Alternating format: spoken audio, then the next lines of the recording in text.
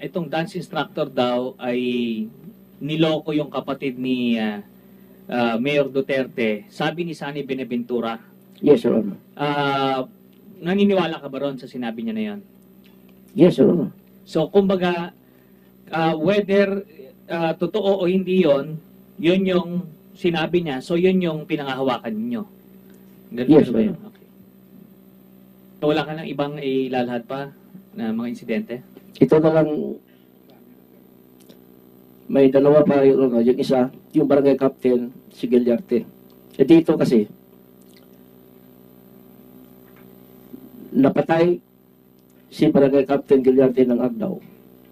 Ito ay utos din ni Mayor through Sani Benaventura.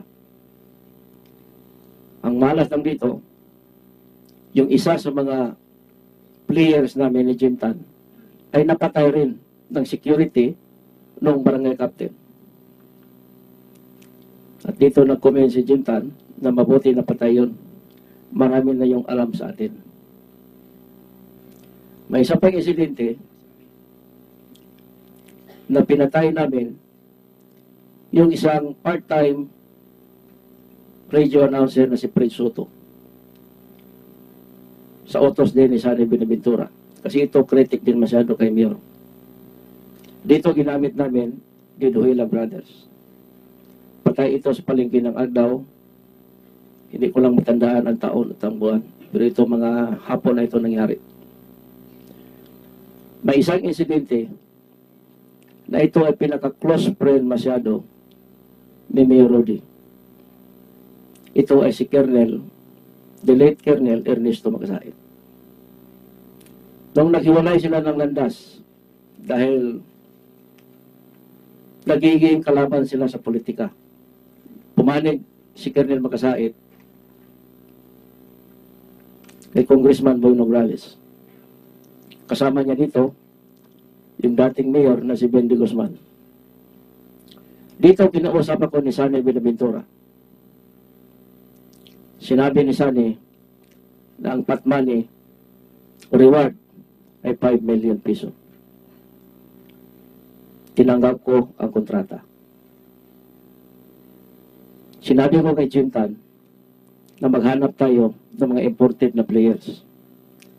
Ang sinabi ni Jim Tan sa akin, meron tayo. Gamitin pa rin natin ang Duhilag Brothers. Binigyan kami ni Sani, kung hindi ako nagkamali, ng logistic na 500,000.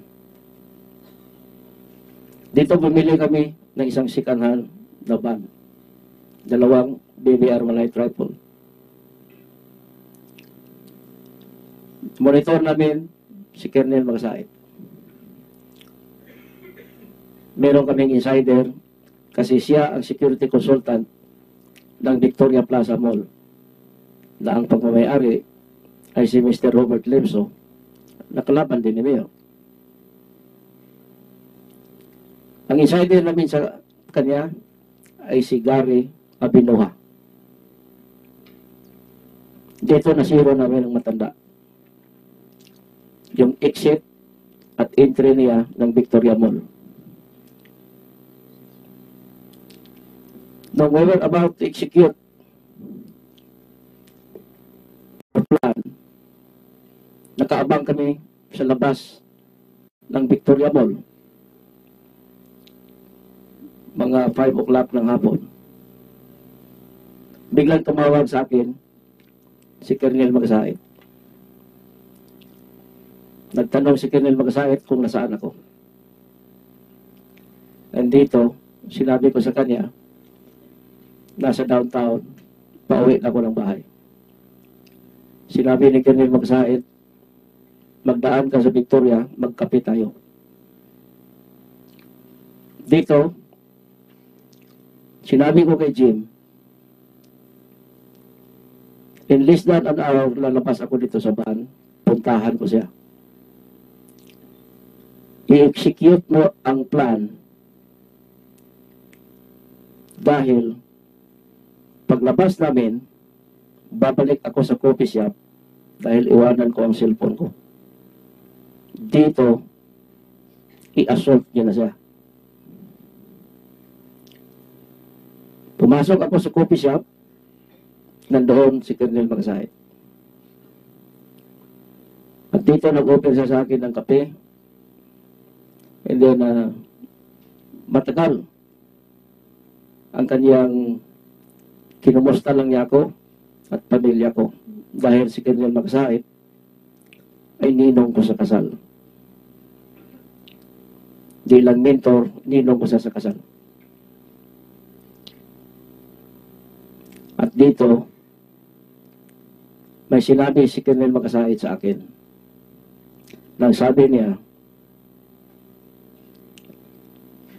mas una kami ni Rudy nagkakilala kumpara sa iyo.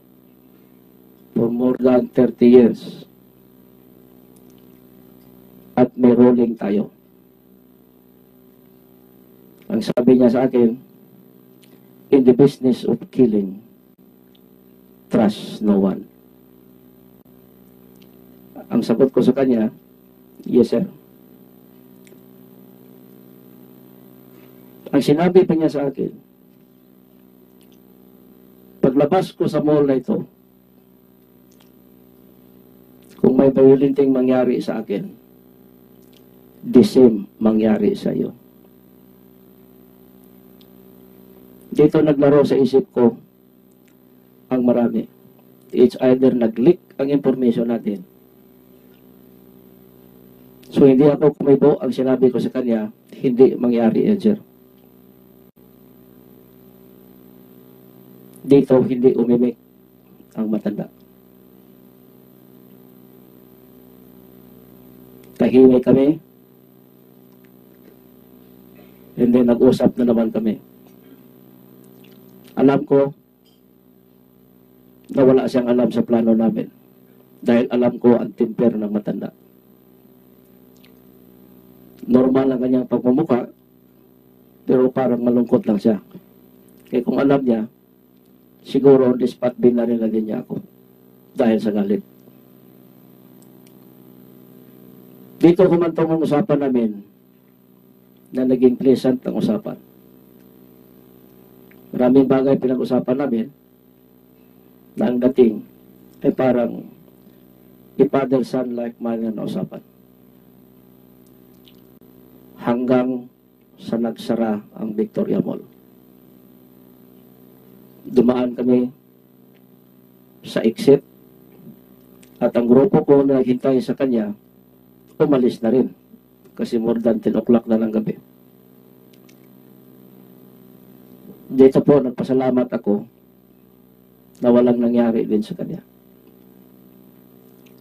Isa sa pinagdudahan namin ni Sunny dahil sinabi ko ang lahat sa kanya ay si Gary Abinuha. Dito nag-propose naman si Sunny sa akin na iligpit na si Gary. Ang sabi ko sa kanya, hanapan namin ang paraan. Pero dumaan ang ilang buwan, namatay si Colonel Magsaid due to stroke. Ang sabi ko sa sarili ko, it's divine intervention na hindi ako nakapatay sa ninong ko at mentor ko.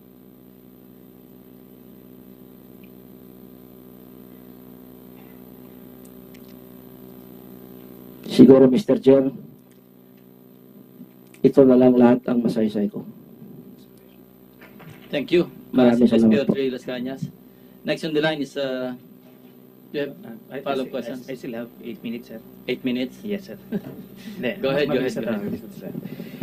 So, well, Arthur, yung tututukan ko lang itong mga inutos sa'yo directly ni President Duterte na walang kinalaman dun sa... Sunny, before you What? proceed, let me recognize the presence of the Senate President Pro Tempore, Senator Ralph. Welcome, sir. Okay. So, yun nga, no, Arthur, ang tatanungin ko yung mga diretsang inutos sa'yo ni then Mayor Rodrigo Duterte na walang kinalaman dun sa war on drugs and war on crime. Etong si Mr. Yung pataha sa family, nung sinabi ni Colonel Magsaid na erase lahat